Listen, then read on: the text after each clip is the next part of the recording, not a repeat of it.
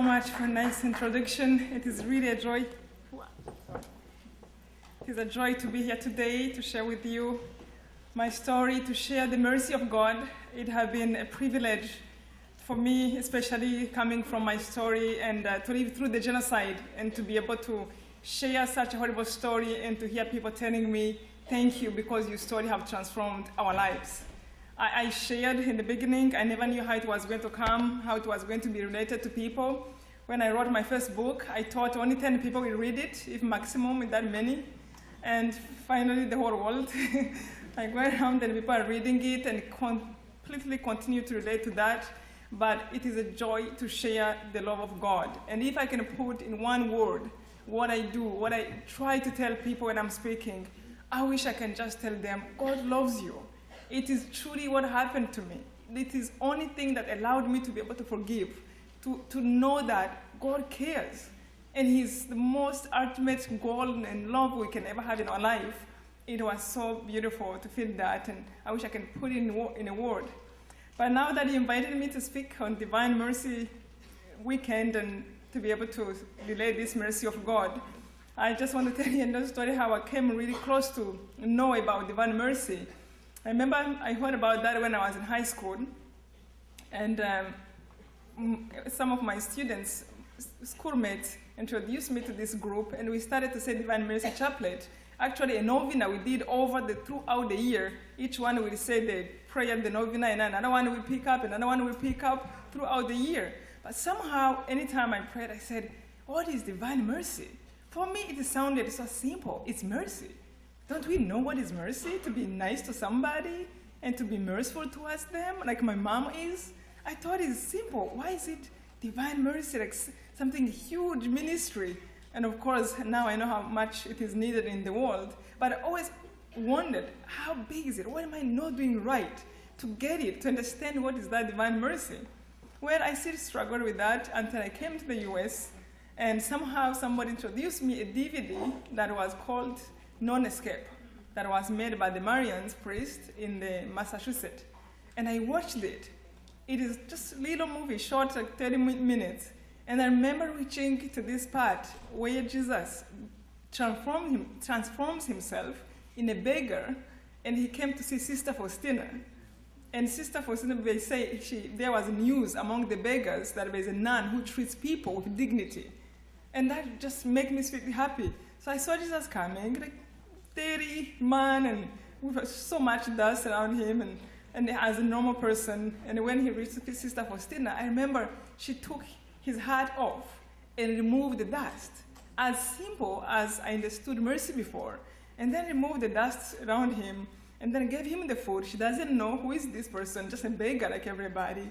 And then after she gave him the food, he ate so quickly because he was hungry. And then at the end, when he finished eating, he disappeared right in front of her. And then the light came around the cross, and the voice of Jesus came and said, my daughter, the sweetness of your mercy took me from my throne to come to taste it. It was that moment I said, that is mercy. It's the same thing I've been thinking about. For me, I thought it was like building big buildings and having orphanages and really big things. That's what you would call Divine Mercy. But it is that simple, to be kind, to be compassionate, to remove the dust from the beggar. And I started to think, do I even do that towards people I meet every day? The homeless, the people we think that they're not as good looking as we do, we feel or we should, or are not as clean as we are. That really impacted me. I ended up watching that movie 30 minutes every single night for 2 years. Before I sleep, I would just put it just to feel that. Can sink in my heart. It is that simple, to be merciful, to care for the sick, to care for the needy, to care for the humble, for the poor. And that who Jesus comes, transformed in those people. And we meet them every single day. So one time, my daughter, who is here actually, come say hi to people. And my son, stand up. And my son,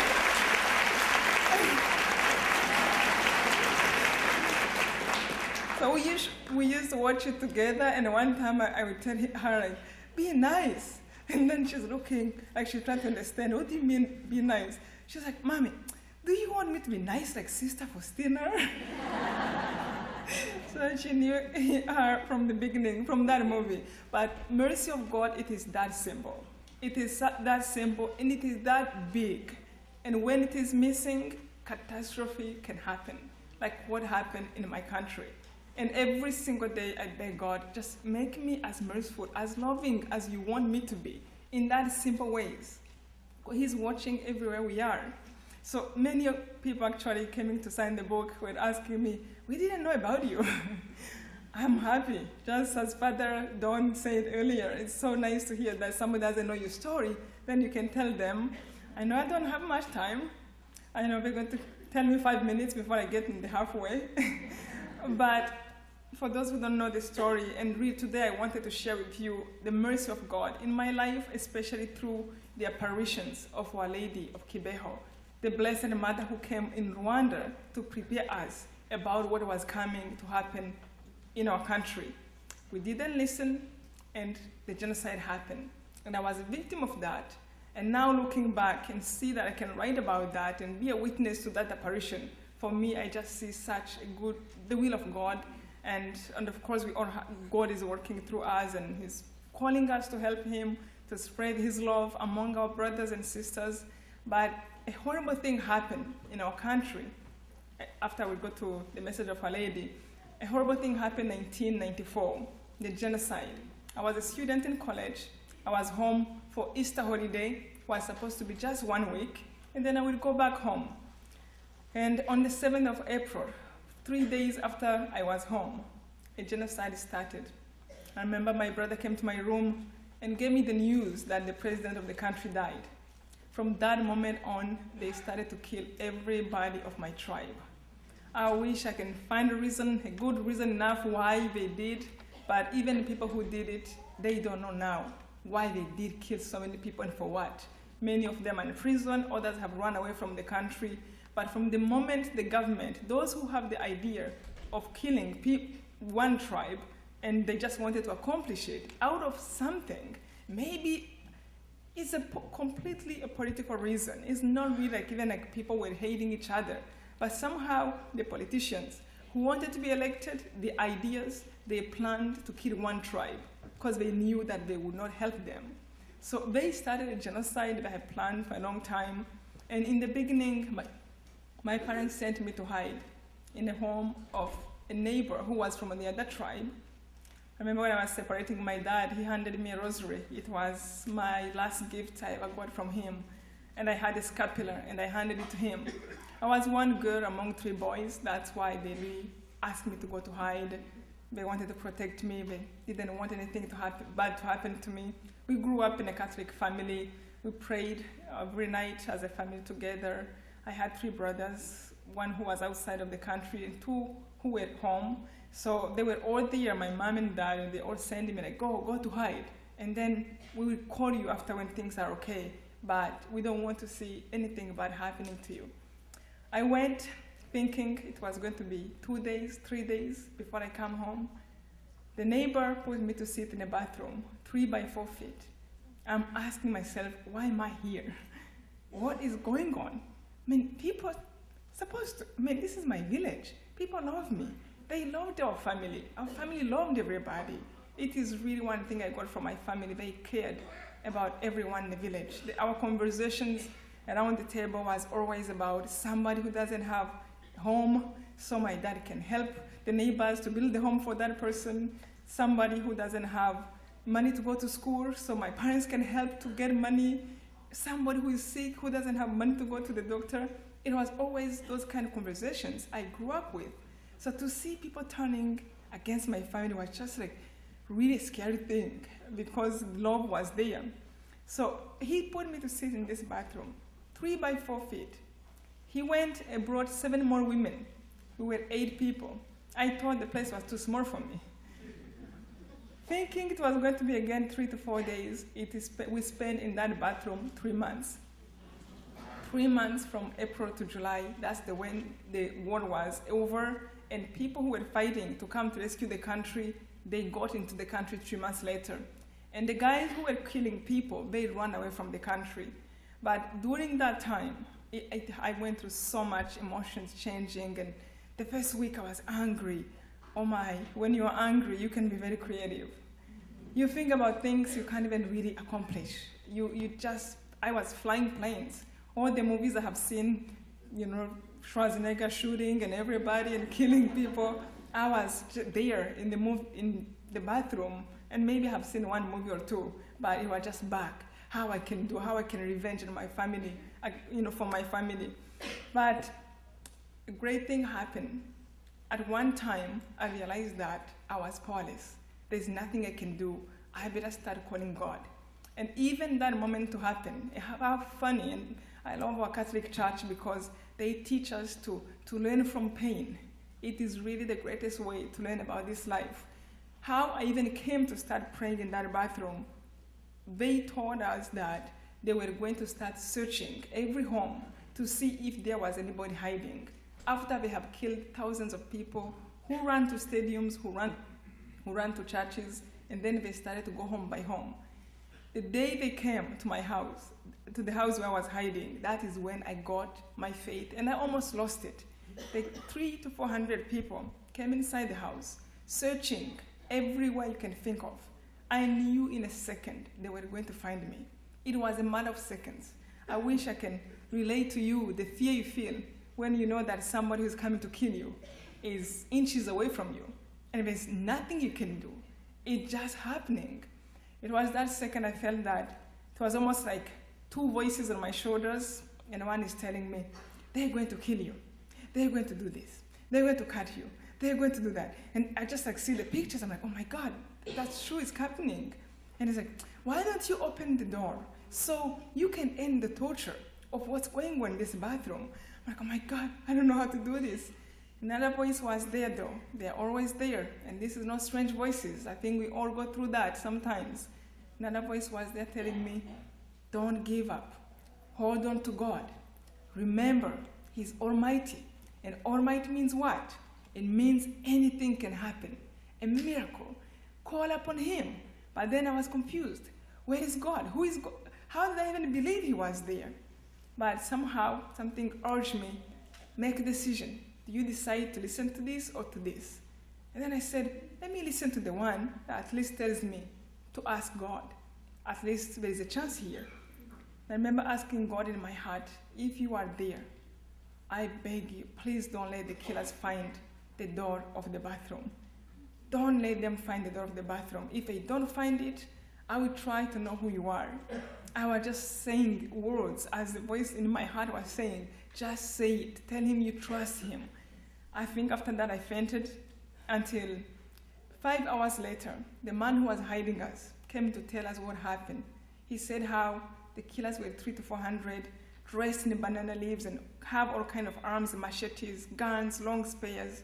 They came inside the house, went on the top of the house, in the ceiling, under the beds. They even opened suitcases to see if there was babies hiding. They didn't find any. At the end, they came right at the door of the bathroom. Before they opened, they told the pastor was hiding, as he was a Protestant pastor. They told him, you know what, we trust you. You are one of us. There's no way you can hide the enemies of the country in your home. And they went back. After they just touched the handle of the bathroom where we were, the man told us, he said, I was shaking, I was sweating. If only they had looked in my face, they could have known that was the place. And he said, I don't know how you are praying, whatever you are praying, however you're doing it, keep doing it. In my head, I'm like, you're a pastor, you're supposed to tell us what to do. We're just lost. But in that second, it was when I said, it was like a ring in my heart. Oh my God, God is real. He heard me. I was begging him in the bathroom. I didn't even say a voice. It's a little bit scary to know that God can hear you everywhere in your heart, knowing that there's no thought that can escape him. But it's a good thing also that we don't have to make an effort to say much outside. You can just think and beg him here. But it helped me also to really try to be honest with myself in my heart, because I know he's listening. From that moment on, it was really a trust I grabbed. I said, okay, I am just going to try to find out who you are, because for sure, I know you are there.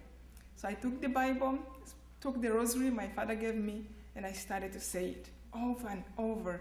The first time I said the rosary, it was like away from fire, like a place where I can breathe when I was dying with all the thoughts, how they were going to kill me. I will never have a life. You will never do this. You are over. Even if you leave, so what? Then when I said the rosary, it felt like finally something put down. All those thoughts were like boiling and burning my skin. And then I said 15 minutes. I'm like, oh, this feels good. Then I said, oh, let me take a break. 5 minutes, it was like spares in my heart again. They're going to find you. But you will not escape them next time. I'm like, oh, okay, let me say the rosary again. I say the rosary, it was like an escape again. Say the rosary again. One time I counted how many rosaries I said. I said 27 rosaries every single day, from morning until night. Not that I wanted to say it. And believe me, I used to complain about saying one rosary. Now I'm saying 27 because that's the only way I can breathe. Even that was not enough. And that was before I knew the true meaning of mercy of God. And even if I belong to this group of divine mercy where we say the chaplet, when I finished 27 rosaries about 6 o'clock at night, and I still had time, then I said, well, I better use it for something. So I made a decision to say 40 divine mercy chaplet every single day before I can close my eyes. And that took me from 6 o'clock in the morning until 11 o'clock at night. The rosaries and divine mercy chaplet. And I really felt good, like I just came from work, now I'm home. I can sleep. It was the only thing we can do. We could not speak to each other. It was completely silent. But through that, oh my, the power of prayer, the power of getting close to God, it is the most beautiful thing. I wouldn't be here if that experience had not happened to me, to start praying.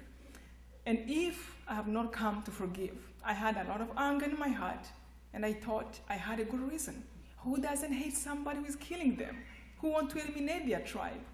But I remember one time I was meditating on the fifth sorrowful mysteries, and throughout before that, I was saying our Lord's Prayer, which I said about 200 times a day in 27 rosaries and 40 divine mercy.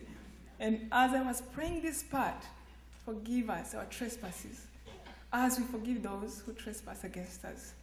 It was almost like something, a red flag was there. Hey, you're lying to God. You know He listens to you now. He reads in your heart. He knows you're not saying the truth. Why do you lie to Him? I'm like, yeah, but He knows. He knows I have a good reason to be angry. He will never ask me to forgive them. Well, I'll be quiet for a moment, keep saying it again, and the time I reach that part, you're lying again. You're lying again. Until one moment, I just couldn't take it. I truly believe God just created us to be truthful. It's the best way to peace. Inside, we know it when we're not saying what is true, and we know it doesn't sit well. Well, one time I got a better idea. I thought maybe I should skip those words.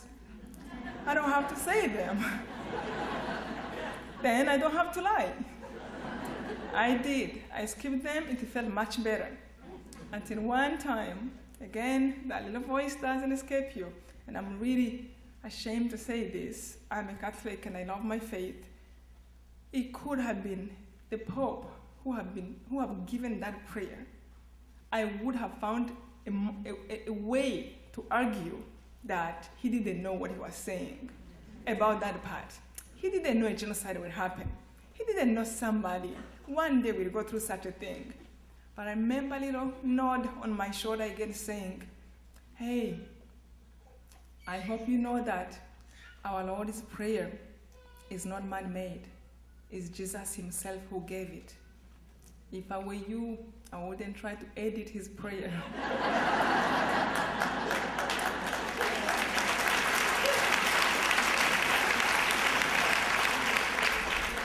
That was my whole world. I was lost. I went on my knees. It was the first time I understood the meaning of surrendering. And I begged God, if you know how to forgive, please help me out. I can't edit your prayer. I can't not say it. I can't lie about that. all I can do is to be sincere to you. Help me out, please. Don't help me out to forgive. I started to say it. And then when I was watching him on the cross, I remember his last words when he said, "Forgive them, Father. They don't know what they do." It was not the first part that touched me. Forgive them. It was, they don't know what they do. Those words were like a thunder in my heart that was telling me, people who are hurting you, who are killing your tribe, they don't get it. They don't know what they're doing. And you hating them does not change one thing. If you pray for them, maybe there's a chance they can change. I wish I had more time to just go into details how that happened. I wrote about that in my Facebook, Let to Tell. But it was a moment that I can only say I understood forgiveness, but what it felt like is what maybe I call forgiveness. I could not hate anymore the killers. I knew in that moment that there are people who are struggling, who are trying, and me hating them does not change, only if I pray for them. But I felt so good, like I've moved from the bathroom when I was able to let go that anger. When I came out the first night, I found out that everybody in my family I left behind was killed. It wasn't easy. My mom, my dad, my two brothers, my grandpa, my grandma, everybody. 1 million people in a period of 3 months was killed. Everywhere was dead bodies and dogs eating people. Somehow, I remember it was almost like there was a giant hand that was telling me, "Don't crush. I am with you. Hold on to me. Don't let go." Do you remember the prayer? There is heaven. Heaven is eternity. Compared to the life on earth, it can be 100 years, is a dot on a map. It's a blink. Work for that. Your parents are not lost. Your brothers are not lost. They are somewhere. Work to meet them. And that, it was so real that I would just wake up and, what am I crying about? And I had so many dreams about Jesus, about Our Lady, who was there so much comforting me. Dreams, not visions, but dreams that are so real. I remember one time my brother came to me in a dream. I was sleeping, and he showed me a beautiful place where they were. And I remember he looked me down because I was in a place that was much darker and wait. And he looked at me. He's like, "I want to show you where we are, and I want you to tell me if you love us, you want us to come back to you, or you want to wait until you come to see us." And I'm looking. They are laughing. The skin is like a baby skin. My mom hair was so beautiful. The dress they had, my brother had like a white shirt and blue pant. It was so beautiful. And I'm looking at them like, "No, stay there. It's so much beautiful." And that night I started to sing like, praise God for what you have done." And the lady who was in the house, she woke up and she came to wake me up. She's like, "It's 2 a.m. You're waking up people." And me, I'm like, "Don't wake me up, please." But it was over. But God is real, and truly, to have done what you have done to me, like I said, if I have not come to forgive, I will not be here today. But as I said before, Our Lady, like always, whatever happened to us, I truly believe that God has a way to prepare us. The Blessed Mother came in Rwanda to tell us about what was going to happen in our country. And what I love and why I speak about this and why I write about this now, hoping it will be, is becoming my mission in a way. I love it. I'm very much attached to that. It's just to remember when Our Lady said, "My children," crying in tears, "it does not have to happen. It does not have to happen. If only you can listen to me." And I remember that time, let's see, what does she want? What can we do? All she said was as simple: love one another, care for one another, have mercy towards one another, and especially pray the rosary. Go on your knees and pray, my children. It won't happen. We knew she had showed the visionary of Kibeho, dead people killing each other with machetes. And we knew, I used to go there and be there when Our Lady was appearing, and I knew what was going to happen, but we didn't listen.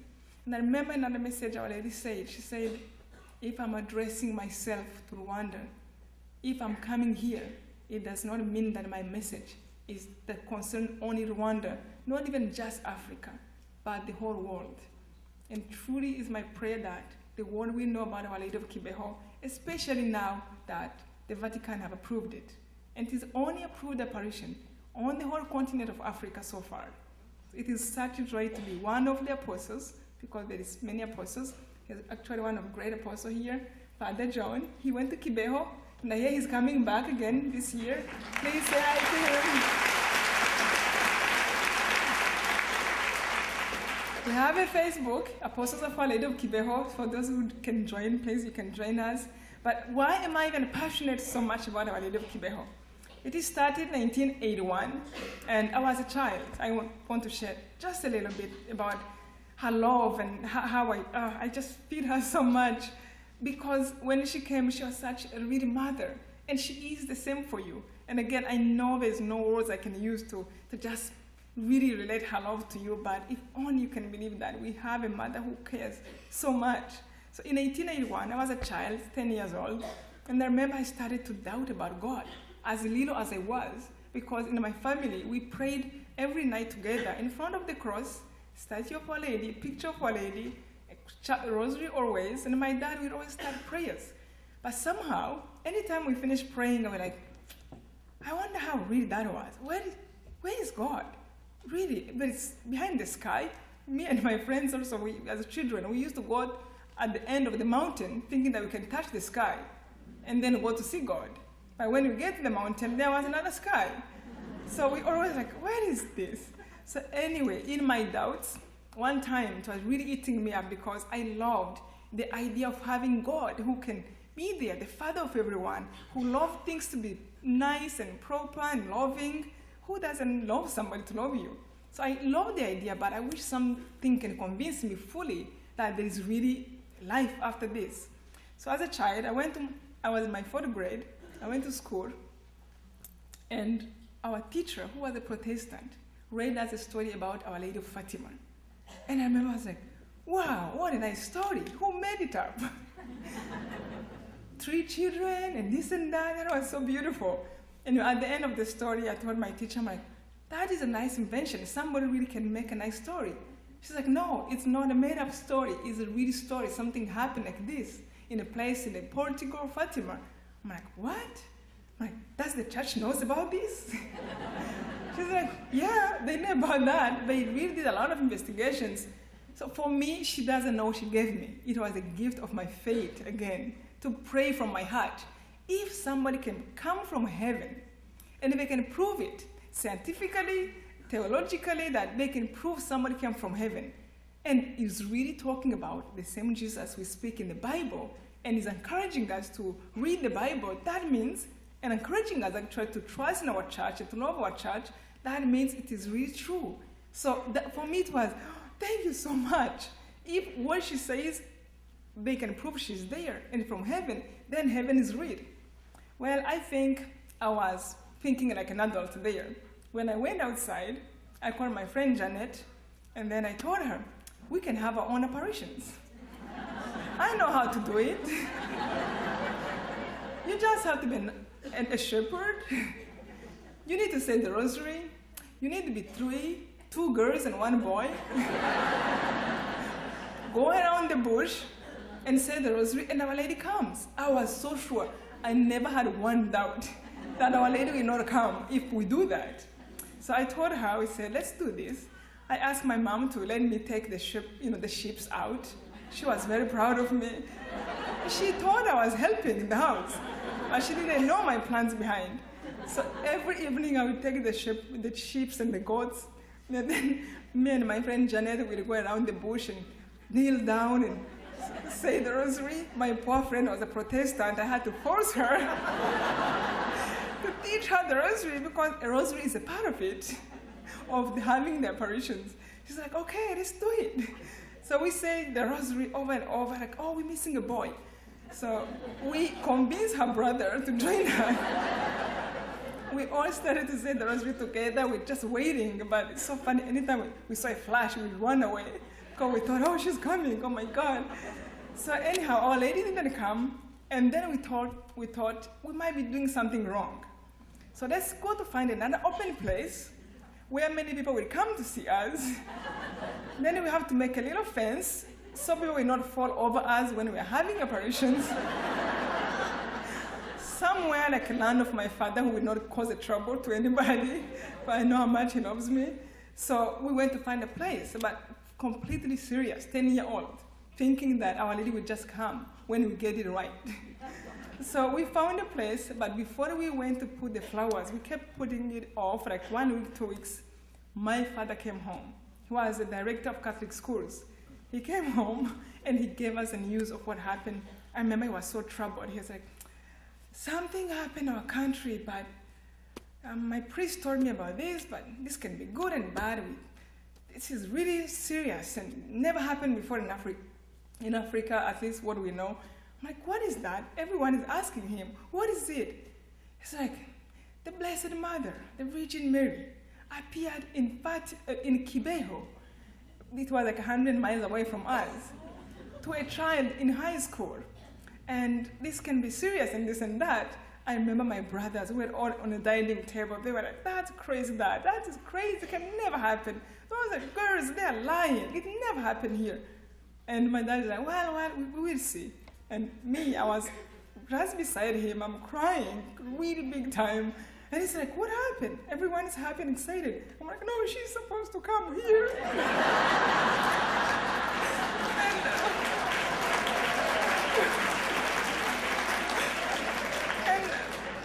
The beautiful children. Oh, I wish I had that innocence again now. I'm like, but we didn't put flowers on time. That's why she went to Kibeho. You know, I wish we have done everything right, but we didn't. So I understand she had to go to Kibeho. And then the next day, a mind of a child, completely to me was, you know, you didn't put flowers, so Our Lady is going somewhere else. So the next day, I went to my priest, and I had to ask him what's going on in Kibeho, because I knew she was supposed to come to me. So I still have to get the message. So my priest is so sweet. He used to go to Kibeho, and we tape the messages of Kibeho on the tape, and then come to play it to me and my friend in the parish room. And my friends, we would just listen to it like, oh my God, that's what Our Lady said. We're supposed to do it. I still remember the stories from the beginning. It's so funny when I go now to Kibeho and I'm talking to the bishop, because I'm like, Bishop, Our Lady said you should do this and that. He's like, when did she say that? In the beginning. He's like, what? You know more than us anyway. So to find myself today writing about it and having to go through that moment, sometimes you just wonder how God works in any way. Even in our disappointments, how God works, you know. So from that time, I loved the apparition. I used to go there, you know, to see the visionary speaking to Our Lady. It was the most beautiful experience. And I still take people to the shrine in Kibeho, hoping to do a retreat. Actually, I have a retreat coming up here in the White Plains in Crown Plaza in June 4th to the 6th with Father Leshek from Kibeho. If you want to join, you can check our website, Immaculee.com, how you can come. But Our Lady, the most thing that really happened to Kibeho, she used to appear, and like she does as a mother to all of us, she come and relate to people how we are. In Kibeho, in Rwanda, people visit each other for like a day. Why not 3 days, a month? When your friends come to see you, they just sleep and make a bed, and that's it. So people don't visit each other for like 10 minutes, like an hour. So unlike many places where Our Lady used to visit, and we stayed like 5 minutes, 10 minutes. In Rwanda, she stayed 4 hours, up to 8 hours. And she would ask little questions like, how is your parents? How is your grandma? She used to ask the students, the visionary who was a student, she's like, hey, I hear you nicknaming your teacher, your schoolmates. What's the name you nicknaming each other? So the child will like, yes, mother, we're calling them this and that. And Our Lady will smile and say, it's good to have fun, but always use the uplifting words. Don't nickname anyone another a name that will put them down. So she was such a mother, and I wish I can relate her love to you. In many ways, it's just like overwhelming for me, and I'm glad I put together these little 2 books I have. But I remember one experience I want to share with you, just for you to feel the love of our mother. One time I was there on the shrine. We were about 30,000 people dancing. Oh, Our Lady used to teach us songs through the visionary. Or she will ask people to dance a song she likes, and we all go there and just dance a song. So one time I was there doing the apparition, and she's there for like 3 hours, and I was supposed actually on that day to be in school, but I skipped school. I had an exam the next day. I decided to fail the exam because I couldn't skip that day when Our Lady is coming once a year just to appear, and it's so beautiful to be there, the graces, what she's saying, how much she cares about us, how much she loves each one of us. So I was there, we're just dancing all day and happy among 7,000 of people. So towards the end, Our Lady will always, the visionary will always see people as flowers. So Our Lady will see people as, and the visionary will see people as flowers. So at one time, Our Lady told her to go to bless people around. But she couldn't see people, so she sees flowers. So I remember she said, "Mother, you have a big garden." But she's still looking up like this. She doesn't look down. "You have a big garden. Why don't you water your garden yourself? You have angels." She's like, "No, you go there and do it for me." So she came around, and I remember after like 20 minutes she was going around, she stopped right in front of me. And she kept going a little bit, and I saw her looking up. Oh, this is such a good experience. She's looking up, and then she did like this, almost like somebody was telling her to do something. So she came right back in front of me. Before she was putting water like this to everyone, and then she put water on her palm, or the palm of her hands. And then she put the water right on my lips to drink from her hands.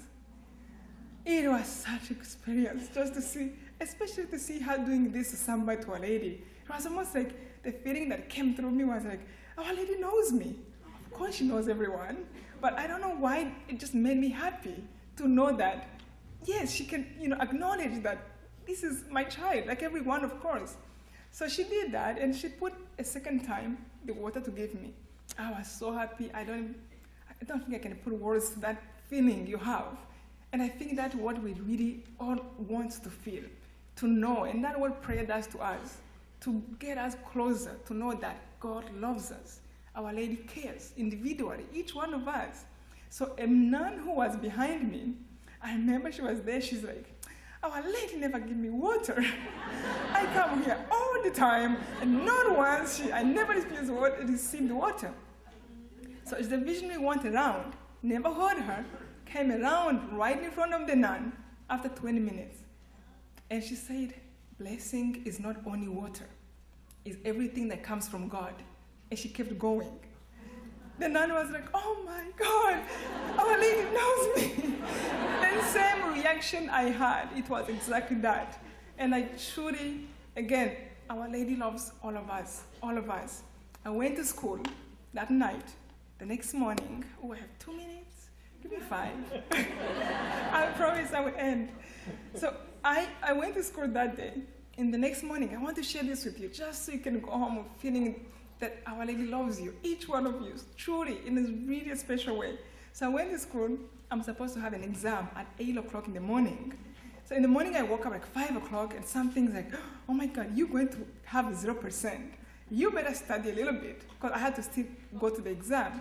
So I took this book, 350 pages, and I picked up 10 pages, just so that I don't lose my mind, because I can't study in 1 hour. So I went to the exam, knowing that I will fail, it doesn't matter. Oh no, I forgot the most important part. When we were leaving the apparition place, Our Lady said to the visionary to repeat to us. She said, my children, like she always said, asking her to repeat, I love you very much. I am happy you came here. And she said, some people here have skipped school. And some people here have skipped work. But she said, but because you came out of love for your mother, when you go back, I will speak on your behalf. No one will be in trouble. It was just like tears. Like you just feel like, as much as you can say that, it's enough. I don't even know what she was going to do for my school, but I thought she was talking about other people who were there. Well, I'm sure